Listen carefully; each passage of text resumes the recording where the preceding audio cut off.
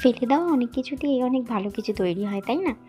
কাঁচকলার চোখলাগুলো আমরা বেশিরভাগই ফেলে দিই। তবে এটা দিয়ে আমি আজকে বানিয়েছিলাম কাঁচকলার চোখলার ভর্তা, যেটা খেতে খুবই দুর্দান্ত হয় আর খুবই টেস্টি হয়। তোমরাও বানিয়ে দেখতে পারো। প্রথমে কাঁচকলার চোখলাগুলোকে এরকমভাবে ফুটিয়ে নিয়েছিলাম গরম জল করে।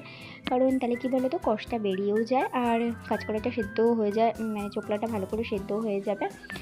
তিতো বা কষকষ কিছু লাগবে না।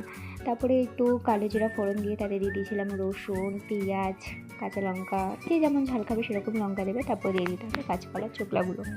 তারপরে এটাকে ভালো করে ভাজতে হবে। যখন দেখবে জিনিসটা ভাজা ভাজা হয়েছে, একটু নুন আর অল্প একটু হলুদ দিয়ে দেবে। ও ধনেপাতাও দিয়েছিলাম বাই দ্য ওয়ে। তোমরা একটু মানে ভুলে গেছিলাম বলতে, তো তোমরা একটু ম্যানেজ করে নিও। দেখো আমি এর মধ্যে একটু ধনেপাতাও দিয়েছিলাম। তারপরে এটাকে ভালো করে মিক্সি করে নিয়েছিলাম। আসলে কি বলতো, শিলনোড়ায় বাটলে না একটু বেশিই টেস্টি হয়, কিন্তু আমার কাছে সময় ছিল না, আমি মিক্সিতেই করে নিয়েছিলাম। কিন্তু খেতে খুবই টেস্টি হয়েছিল। ভালো লাগলে